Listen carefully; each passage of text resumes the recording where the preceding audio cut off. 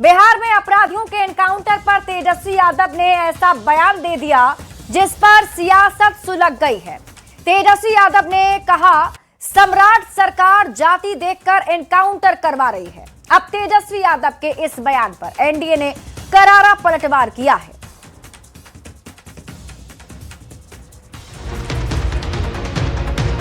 क्या विशेष जात देकर के एनकाउंटर करा रहे हैं? बिहार में लगातार अपराधियों के एनकाउंटर पर नेता प्रतिपक्ष तेजस्वी यादव ने बड़ा बयान दे दिया है। तेजस्वी ने प्रेस कॉन्फ्रेंस कर बिहार में हो रहे एनकाउंटर पर सवाल खड़े किए हैं। तेजस्वी ने आरोप लगाया कि सम्राट सरकार जाति देखकर एनकाउंटर करवा रही है। तेजस्वी ने सीएम सम्राट चौधरी से पूछा, महिलाओं के साथ जघन्य कांड करने वाले अपराधियों का एनकाउंटर कब होगा? हम जानना चाहते हैं सम्राट चौधरी जी से, क्या विशेष जात देकर के एनकाउंटर करा रहे हैं? इन घटनाओं जितना हमने गिनाया महिलाओं के साथ जुड़े उन लोगों का कब एनकाउंटर होगा? बिहार में अपराधियों के एनकाउंटर को जाति वाला एंगल देने के बाद बिहार की सियासत गर्मा गई है। एनडीए ने तेजस्वी यादव पर जोरदार हमला बोला है। एनडीए नेताओं का कहना है कि आखिर तेजस्वी अपराधियों में जाति क्यों ढूंढ रहे हैं? तेजस्वी यादव जी को अपराधियों की जाति दिख रही है, लेकिन बिहार की जनता को अपराधियों का चरित्र दिख रहा है। सम्राट चौधरी की सरकार में अपराधी सिर्फ अपराधी है, न उनकी जाति देखी जाती है, न उनका कोई वोट बैंक। नेता प्रतिपक्ष तेजस्वी यादव जी अपराधियों में भी जाति ढूंढ रहे हैं आजकल। अरे अपराधी किसी भी जाति के हो, किसी भी धर्म के हो, वो अपराधी है। नीट छात्रा के बलात्कारी और हत्यारों का एनकाउंटर कब होगा सम्राट चौधरी जी? भाजपा में बैठे देश के सबसे बड़े लुटेरों, जिन्होंने देश में सबसे बड़े बड़े घोटाले किए, उनका एनकाउंटर कब होगा सम्राट चौधरी जी? बिहार में पिछले करीब 1 महीने में 9 एनकाउंटर हो चुके हैं। पुलिस के इस तेवर से अपराधी अब थर थर कांप रहे हैं और अपराध की वारदात को अंजाम देने से पहले कई बार सोच रहे हैं। अपराधियों को पुलिस ने गोली का जवाब गोली से दिया है, लेकिन नेता प्रतिपक्ष तेजस्वी यादव ने इन तमाम एनकाउंटर को जाति वाली सियासत में बांध दिया है। बड़ा सवाल है कि तेजस्वी यादव अपराधियों की जाति क्यों पूछ रहे हैं? न्यूज़ 18 के लिए पटना से अमित कुमार के साथ रवि एस नारायण की रिपोर्ट। तो अब तेजस्वी यादव के बयान पर सियासत के साथ ही बिहार में अपराधियों पर कार्रवाई भी जारी है। सीएम सम्राट ने 2 टूक कह दिया है कि बिहार में रहना है तो अपराध छोड़ना ही पड़ेगा और इसका जमीन पर भी असर पड़ रहा है। राजधानी पटना में लगातार दूसरे दिन बदमाशों का हाफ एनकाउंटर किया गया। पुलिस के ताबड़तोड़ एक्शन ने क्रिमिनल्स में खलबली मचा दी है। अब संदेश साफ है, गोली चलाओगे तो गोली खाओगे। ये खास रिपोर्ट देखिए।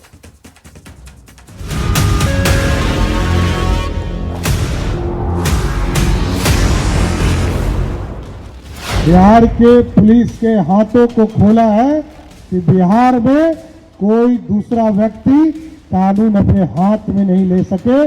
पुलिस उसको लगातार जवाब देने का काम कर रही है।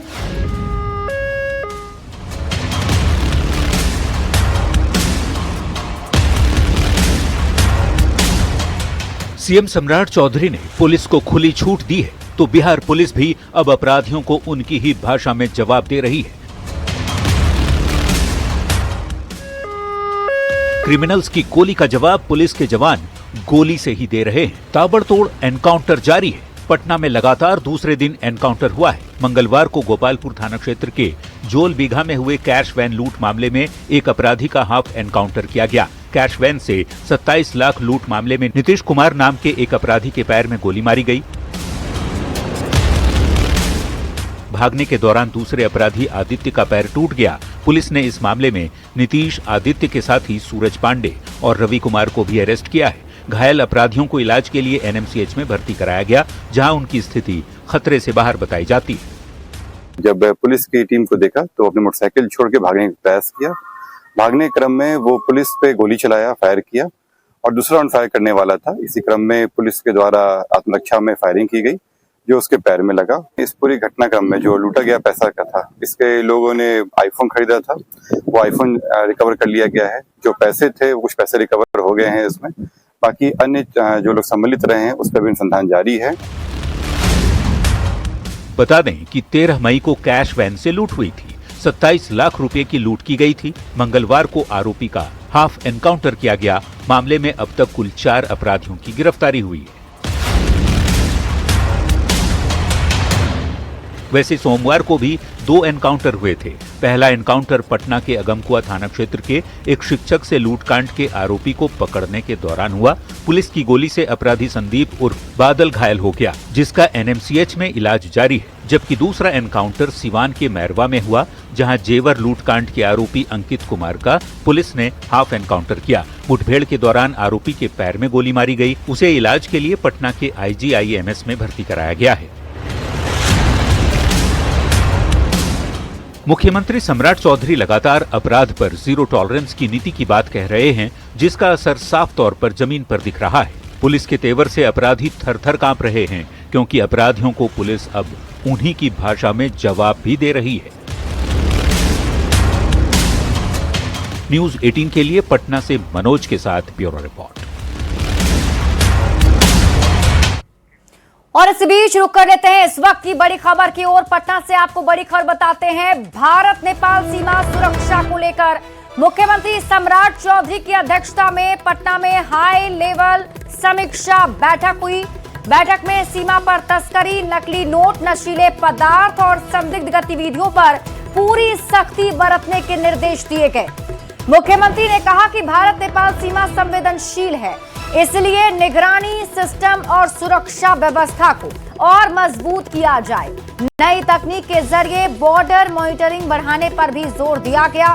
बैठक में केंद्रीय गृह राज्य मंत्री नित्यानंद राय समेत कई वरीय अधिकारी भी मौजूद रहे। तो बड़ी खबर आपको पटना से बता रहे हैं। आज ये बड़ी समीक्षा बैठक मुख्यमंत्री सम्राट चौधरी ने की है, जिसमें भारत नेपाल सीमा को लेकर के कई दिशा निर्देश मुख्यमंत्री सम्राट चौधरी ने दिए हैं और उनकी तरफ से कहा गया है कि मॉनिटरिंग पर ज्यादा जोर दिया जाए, क्योंकि इंडो नेपाल सीमा जो है वो काफी संवेदनशील एरिया है।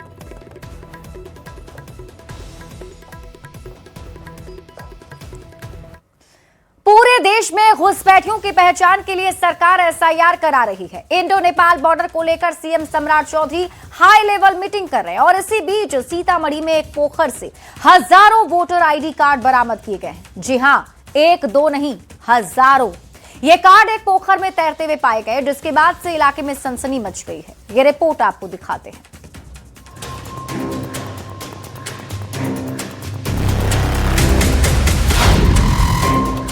पोखर से मिले हजारों वोटर ID कार्ड।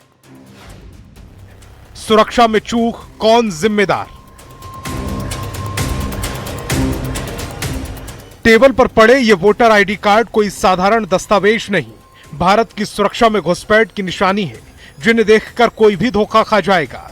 मामला सीतामढ़ी के सोनबरसा प्रखंड के घुरघुरा रामनगर गांव का है। नेपाल सीमा से सटे इस गांव के बच्चे पोखर में घोंघा चुनने गए, पर वहां पानी पर तैरते इन दस्तावेजों को देखकर हैरान रह गए। बच्चों ने फौरन इसकी सूचना ग्रामीणों को दी। ग्रामीण मौके पर पहुंचे और कई कार्ड बाहर निकाले और इसकी जानकारी प्रशासन को दे दी। ग्रामीण मामले की जांच की मांग कर रहे हैं। सोनबरसा ब्लॉक के वीडियो ने पूरे मामले की जांच कर मामले की जड़ तक जाने का भरोसा दिया है, पर पोखर से मिले हजारों वोटर कार्ड की इस घटना ने कई सवाल खड़े कर दिए हैं। पोखर में वोटर ID कार्ड किसने फेंके? दस्तावेजों की सुरक्षा में इतनी बड़ी लापरवाही कैसे हुई? क्या इसके पीछे कोई साजिश है? सीतामढ़ी से न्यूज़ 18 के लिए संवाददाता राकेश रंजन की रिपोर्ट।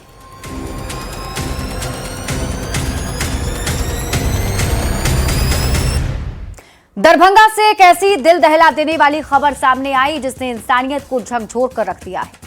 एक मुर्गी फार्म में काम करने वाले मजदूर ने अपनी ही पत्नी और 3 मासूम बच्चों की पीट कर बेरहमी से हत्या कर दी। इस खौफनाक वारदात के पीछे की वजह क्या है, इस रिपोर्ट में देखिए।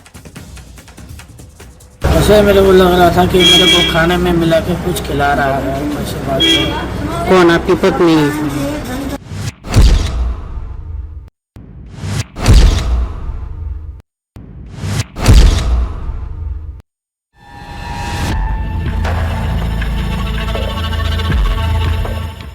कहते हैं शक का कोई इलाज नहीं होता।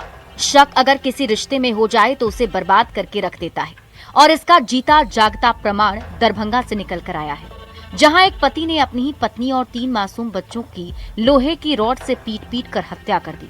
घटना पतोर थाना क्षेत्र के चंदनपट्टी बगाही गांव की है। इस खौफनाक कदम के पीछे जो वजह सामने आ रही है वो और कुछ नहीं बल्कि सिर्फ और सिर्फ शक है। पति की इसी सनक और बेबुनियाद शक ने एक झटके में पूरे हंसते खेलते परिवार को उजाड़ कर रख दिया। एक पूरा का पूरा आशियाना पल भर में बर्बाद हो गया।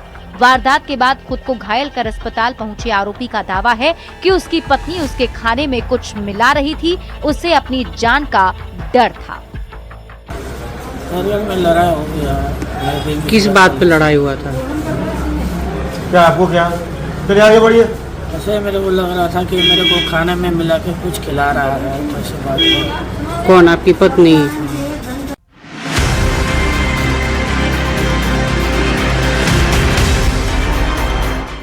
लेकिन जरा सोचिए, 4 लाशें बिछी और पीछे छूट गया है कभी ना खत्म होने वाला सन्नाटा। ये सिर्फ 4 लोगों की मौत नहीं बल्कि एक बदनसीब पिता के हाथों उसके अपने ही संसार का अंत है। उस शक ने जीत हासिल कर ली जिसने एक पल में एक पूरे परिवार का नामो निशान मिटा दिया होगा। अभी आप जो तस्वीर आप देख रहे हैं ये वही कमरा है। आप देखिए किस तरह चूड़ियां टूटी पड़ी हैं। पूरे जो रूम है उसमें सिर्फ खून का धब्बा ही नजर आएगा आपको। इसी कमरे में वो रहा करता था अपने परिवार, 5 परिवार के साथ, और पूरा दर्दनाक जो दृश्य है वो अंदर कमरे में आपको दिखाई पड़ेगा। चारों तरफ खून के छींटे पड़े हुए हैं। पुलिस मामले की तफ्तीश कर रही है। मृतकों की पहचान पश्चिम बंगाल के दालकोला के कुंडी थाना क्षेत्र निवासी फूल कुमारी दास, पुत्र हृदय दास, पुत्री संध्या दास और सोन दास के रूप में हुई है। आरोपी संदीप दास ने अपने पूरे परिवार के साथ चंदनपट्टी के एक मुर्गी फार्म में मजदूरी करता था। आज सुबह घटना हुआ है, मारपीट हुआ। उसी के क्रम में पति ने और उसका पत्नी और बच्चे को, 3 बच्चे हैं, उनको मारपीट किया था। उसमें पत्नी का यही स्पॉट डेथ हुआ था और बाकी 3 बच्चे को DMCH में भेजा गया था। तो यहाँ इलाज क्रम में उनका भी सभी थाना प्रभारी से सूचना मिल रहा है, तो तुरंत अभी उनका भी डेथ। कानून अपना काम करेगा और मुमकिन है कि आरोपी को सजा भी मिल जाए, लेकिन जो उजड़ गया क्या वो वापस आ पाएगा? उन मासूमों का क्या कसूर था जिनकी जिंदगी की डोर उनके अपने ही पिता की सनक ने काट दी? ये दर्दनाक दास्तान चीख चीख कर कह रही है कि शक की आग जब सुलगती है तो वो पूरे घर को राख कर देती है। जब इंसान के जहन पर सनक सवार होती है तो सबसे पहले रिश्तों का कत्ल होता है। न्यूज़ 18 के लिए दरभंगा से विपिन कुमार की रिपोर्ट। शेखपुरा में 2 दोस्त के बोरे में बंद लाश मिलने के बाद सनसनी फैल गई है। डबल मर्डर की सनसनीखेज वारदात के बाद से दहशत का माहौल बना हुआ है। हत्या के पीछे प्रेम प्रसंग का मामला बताया जा रहा है। आपको पूरी खबर इस रिपोर्ट में दिखाते हैं। बोरे में बंद 2 दोस्त की लाश, तेजाब से जलाया चेहरा, प्रेम प्रसंग में डबल मर्डर। नदी के किनारे लोगों की भीड़ जुटी है, हर चेहरा खौफजदा है, सबकी आंखों में डर और दहशत है। ये तस्वीरें हैं शेखपुरा के कसार गांव की, जहां अलग अलग बोरे में बंद 2 लाश मिलने के बाद सनसनी मच गई। शव की शिनाख्त नहीं हो सके, इसके लिए दोनों के चेहरे को तेजाब से जला दिया गया। बोरे में बंद लाश को जब पुलिस ने खोला तो उसकी भी आंखें फटी की फटी रह गईं। बोरे में बंद 2 युवकों के शव की पहचान हो गई है। दोनों के नाम पीयूष कुमार और आयुष कुमार बताए जा रहे हैं। दोनों घर से राजगीर मलमास मेला देखने के लिए निकले थे, लेकिन सुबह में दोनों की बोरे में बंद लाश मिली। इस वारदात के पीछे प्रेम प्रसंग का मामला बताया जा रहा है कि 2 डेड बॉडी जो है, अज्ञात डेड बॉडी यहाँ पे एक पोखर है कसार गांव के बाहर, उसी पोखर में बरामद हुआ है। पुलिस यहाँ आई, हम लोग छानबीन में लगे हुए हैं। FSL को भी बुलाया गया है। प्रथम दृष्टया अभी चूँकि मुझे लगता है ये मामला 2 दिन पुराना है, क्योंकि डेड बॉडी का जो है स्वरूप काफ़ी खराब हो गया है। तो घटना है, और जिस तरह 2 मासूम बच्चे को मार के और तालाब में डाल दिया है, निश्चित रूप से इसकी जितनी निंदा की जाए वह कम है। और दोनों बच्चे का उम्र 10 से 12 साल होता है। डबल मर्डर की सनसनीखेज वारदात की गुत्थी सुलझाने में पुलिस टीम जुटी हुई है। दोनों दोस्त की उम्र 12 साल और 14 साल बताई जाती है। हत्या की सनसनीखेज वारदात से हर कोई सहमा हुआ है। पुलिस के लिए इस मर्डर मिस्ट्री को सुलझाना बड़ी चुनौती है। बड़ा सवाल है कि हत्यारों की गिरफ्तारी कब होगी। के लिए शेखपुरा से अजीत सिन्हा की रिपोर्ट। और अब खबर आपको मुंगेर से दिखाते हैं, जहां एक मर्डर मिस्ट्री ने पुलिस के पसीने छुड़ा दिए हैं। मामला मुंगेर जिले के हवेली खड़गपुर थाना क्षेत्र के मधुबन दरियापुर गांव का है। मृतक की पहचान 22 साल के नीतीश कुमार के रूप में हुई है। गांव में आयोजित धार्मिक जागरण के दौरान नीतीश अपने छोटे भाई मनीष कुमार के साथ अस्थायी होटल चला रहा था। सोमवार देर रात करीब 12 बजे दोनों दुकान बंद कर गांव के घर में सोने चले गए, पर अगली सुबह पुलिस ने परिजनों को फोन किया और बताया कि नीतीश की हथौड़े से मारकर हत्या कर दी गई है।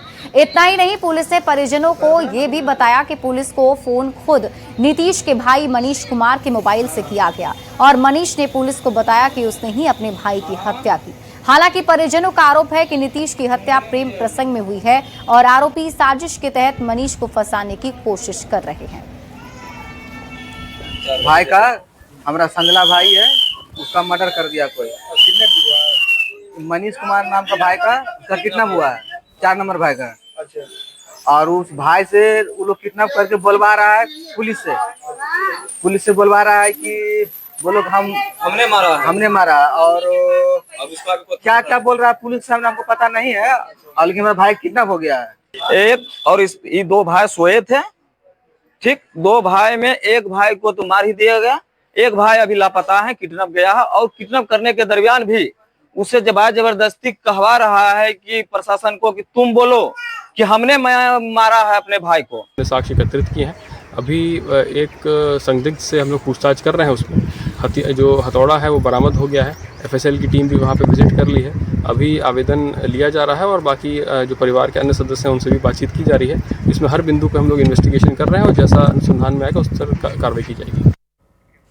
बड़ी खबर आपको गया जी से बताते हैं, जहां रोशनगंज थाना क्षेत्र के कुबरी गांव में एक घर में भीषण आग लग गई। घर में खाना बनाने के दौरान यह हादसा हुआ है। हादसे में एक महिला की झुलसकर दर्दनाक मौत हो गई है। घटना की सूचना मिलते ही फायर ब्रिगेड मौके पर पहुंची और आग पर काबू पाया गया। हादसे में घर का रखा सारा सामान भी जलकर राख हो गया है। काबू होते वो प्राप्त हुई कि यहाँ पे कुबड़ी गांव में बैताल में पलताल पंचायत में एक घर में खाना बनाने के समय में आग लग गया, क्योंकि एक बुजुर्ग महिला थी, खाना बना रही थी। बगल में ही केरोसिन तेल रखा हुआ था। अचानक से गर्मी के कारण आग पकड़ लिया, जिस कारण से वो आग से झुलस गई, निकल नहीं पाई, जिस कारण से वो जल गई। उनके पति को भी गहरी चोट आई है।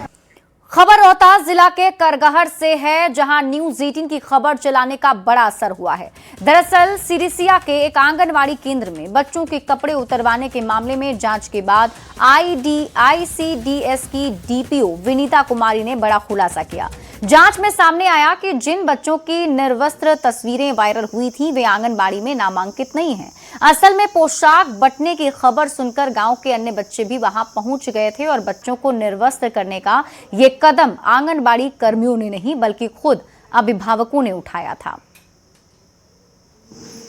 संज्ञान में आया था तो हमने जांच की। सिरसिया पूर्वी करगहर का मामला आया था, तो जांच के दौरान हम पाया है कि वो बच्चे पंजीकृत आंगनबाड़ी केंद्र के बच्चे नहीं हैं। सेविका द्वारा वहाँ जीविका दीदियों जो वस्त्र बने हैं वो बांटे जा रहे थे, तो ये दूसरे टोले के बच्चे वहाँ आ गए थे। वो आंगनबाड़ी के पंजीकृत बच्चे हैं भी नहीं, हमारे जांच में ये पाया गया। प्रदेश स्तर पर आज से सहयोग शिविर की शुरुआत हो गई है और मुख्यमंत्री सम्राट चौधरी ने सोनपुर के डुमरी बुजुर्ग नया गांव में शिविर का उद्घाटन किया है। इस मौके पर सम्राट चौधरी ने अधिकारियों को एक बार फिर 30 दिन की डेडलाइन दी और काम ना होने पर 31वें दिन सीधा सस्पेंड करने की बात कही। पहला नोटिस हम 10 दिन में देने का काम करेंगे संबंधित पदाधिकारी।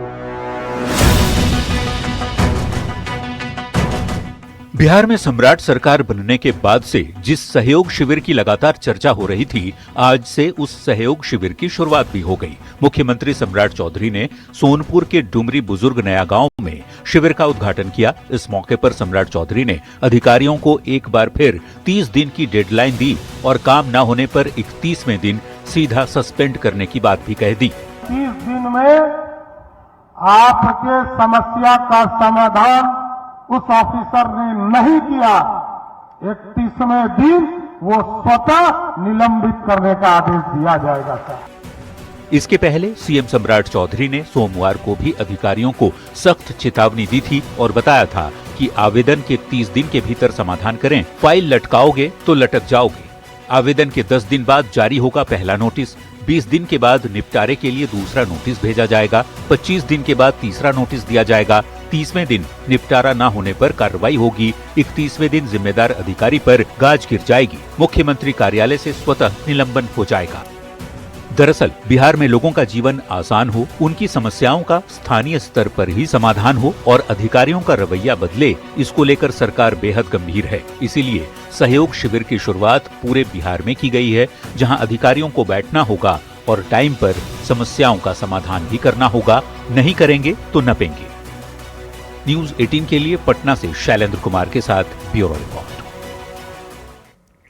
सीएम सम्राट चौधरी ने सहयोग शिविर के उद्घाटन मौके पर बड़ी बात कही। सीएम ने कहा कि चुनाव से पहले उन्होंने सोनपुर को गोद लेने की बात कही थी और अब उस संकल्प को धीरे धीरे पूरा भी किया जा रहा है। सोनपुर में सैटेलाइट टाउनशिप विकसित किया जा रहा है, एयरपोर्ट पर काम चल रहा है, काशी विश्वनाथ की तर्ज पर बाबा हरिहर नाथ मंदिर और कॉरिडोर के विकास पर भी काम शुरू हो गया है। सीएम ने कहा कि सैटेलाइट टाउनशिप की वजह से जमीन बिक्री पर लगी रोक के कारण अगर किसी परिवार के सामने शादी, विवाह, इलाज में आर्थिक संकट जैसी स्थिति आती है तो प्रभावित परिवार डीएम के यहां आवेदन दे सकते हैं। सरकार उस जमीन का 4 गुना पैसा आपके परिवार में पहुंचा देगी। मैंने चुनाव से पहले कहा था कि इस सीट को मैं गोद लूंगा, तो गोद का सपना पूरा कर रहा हूं कि नहीं कर रहा हूं? आपके यहां एयरपोर्ट बन रहे हैं, आपके यहां टाउनशिप बन रहा है, अब तो बाबा हरिहर नाथ के नाम से भी इस इलाके में एक नया टाउनशिप बनाने का काम बिहार की सरकार करने जा रही है साथियों, और बाबा हरिहर नाथ का ही आशीर्वाद है। इस इलाके को समृद्ध करना है।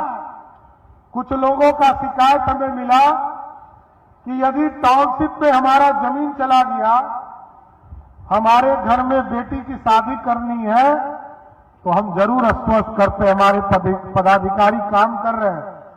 जिन लोगों को भी घर में विपदा, आपदा या बेटी की शादी करनी होगी, आप जिलाधिकारी को आवेदन दीजिएगा, 4 गुना पैसा आपके घर में और आपके अकाउंट में पहुंचाने का काम सरकार करेगी।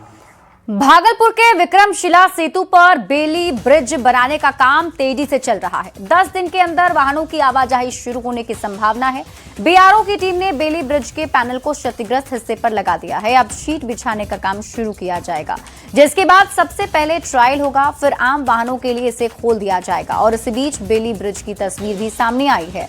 वहीं भागलपुर के जिलाधिकारी ने भरोसा दिया है कि बहुत जल्द सेतु पर सामान्य रूप से लोग सफर कर सकेंगे। देख रहे होंगे कि विक्रमशिला सेतु में जो स्कैफोल्डिंग है उसको बनाने का काम शुरू हो चुका है और बहुत जल्द आपको वहाँ पे स्कैफोल्डिंग लगा हुआ मिलेगा। और जो आवागमन है, पैदल यात्री हैं, 2 व्हीलर्स हैं, हम लोग 3 व्हीलर्स को भी हम लोग बहुत जल्द उसमें अलाउ करेंगे। टीआरई 4 परीक्षा के विज्ञापन में हो रही देरी को लेकर पटना में कल हजारों की संख्या में टीआरई 4 के अभ्यर्थी विरोध मार्च की तैयारी में हैं और इस बीच महिला अभ्यर्थियों ने भी सरकार को थाली बेलन क्रांति की चेतावनी दे दी है। की रिपोर्ट देखिए।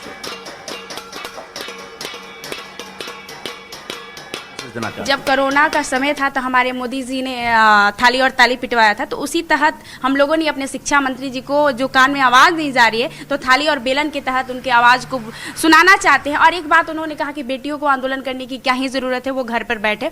तो वही हम कहना चाहते हैं कि आप बेटियों को बुलाना ही क्यों चाहते हैं आंदोलन में? आप घर बैठे हमें वैकेंसी दे दीजिए, क्यों डिले पर डिले कर रहे हैं? पहले कहा कि 1 वीक में, जो 8 मई को आंदोलन में हम लोग आए थे, तो उन्होंने कहा था कि 1 वीक में जो है ना हो जाएगी। तो मैं आज भी शिक्षा मंत्री से कहना चाह रही हूँ कि ये थाली एवं बेलन क्रांति रुक सकती है जब वो आज शाम तक हमारे पास एक नोटिफिकेशन दे दें कि हाँ अभी आपकी ये आने वाली है नोटिफिकेशन। क्या नाम है आपका? मैं लवली कुमारी हूँ। देखिए जरा किस प्रकार से थाली और बेलन बजाकर ये तमाम अभ्यर्थी जो है ऐलान कर रहे हैं कि कल फिर से एक बार हजारों की संख्या में पुरुष और महिला अभ्यर्थी सड़कों पर उतरेंगे। पटना कॉलेज से लेकर डाक बंगला चौराहा तक आंदोलन होगा और सरकार का सभी घेराव करेंगे। कैमरामैन दीपक के साथ रजनीश कुमार, न्यूज़ 18 पटना। वहीं शिक्षकों के विरोध को लेकर शिक्षा मंत्री ने कहा है कि प्रदर्शन करने की जरूरत ही नहीं है, सरकार बहुत जल्द बहाली को लेकर विज्ञापन जारी करने वाली है। कि अति शीघ्र हम शेड्यूल जारी करेंगे, तो सरकार का मंत्री कह रहा है कि अति शीघ्र हम शेड्यूल जारी करेंगे, उसके बाद भी लोग आंदोलन कर रहे हैं, तो आप समझ सकते हैं कि इस आंदोलन के पीछे कोई है जो यह करा रहा है। बहरहाल हम फिर एक बार अपील करेंगे अपने सभी अभ्यर्थियों को कि आप जाएं और अपनी परीक्षा की तैयारी करें, क्योंकि आपको जल्दी से जल्दी नोटिफिकेशन मिलेगा और उस समय आपको परीक्षा से ही पास करना होगा। इस नाते आप अपना समय मत बर्बाद करिए, सीधे जाइए और जा करके और अपनी तैयारी करिए। री नीट परीक्षा को लेकर केंद्र सरकार अलर्ट मोड में है। केंद्रीय शिक्षा मंत्री धर्मेंद्र प्रधान ने हाई लेवल समीक्षा बैठक कर अधिकारियों को सख्त सुरक्षा इंतजाम करने के निर्देश दिए हैं। शिक्षा मंत्री ने कहा कि परीक्षा पूरी पारदर्शिता और फुल प्रूफ व्यवस्था के तहत कराई जाए। राज्यों के जिला अधिकारियों और पुलिस अधीक्षकों के साथ समन्वय बैठक करने को भी कहा गया है। परीक्षा केंद्रों पर सुरक्षा के साथ छात्रों की सुविधा जैसे परिवहन, पीने का पानी और जरूरी व्यवस्थाएं दुरुस्त करने के निर्देश भी दिए गए हैं।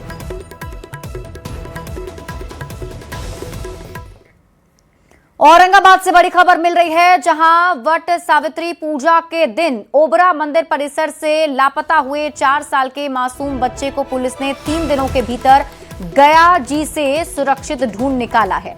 इस हाई प्रोफाइल मामले की संवेदनशीलता को देखते हुए मगध रेंज के आईजी विकास वैभव खुद इसकी मॉनिटरिंग कर रहे थे। बच्चे की बरामदगी गया शहर के डेल्हा थाना क्षेत्र के खरखुरा इलाके में स्थित एक किराए के मकान से हुई। इस मामले में पुलिस ने रंजू देवी नाम के एक महिला को गिरफ्तार किया है, जिससे पूछताछ कर ये पता लगाने की कोशिश की जा रही है कहीं वो बच्चों के अपहरण करने वाली किसी बड़े गिरोह का हिस्सा तो नहीं है। सावित्री पूजा के दिन आद्विक पराशर अपनी मां के साथ ओबरा के मंदिर में गए थे। वहां से एक महिला ने उनको बहला फुसला कर अपने साथ लेती गई और एएन रोड स्टेशन के पास बाद में सीसीटीवी फुटेज में उनको तस्वीर में देखा गया। आज गया के डेल्हा पुलिस थाना के अंतर्गत बच्चे को सकुशल बरामद किया गया। रंजू देवी महिला गिरफ्तार की गई हैं।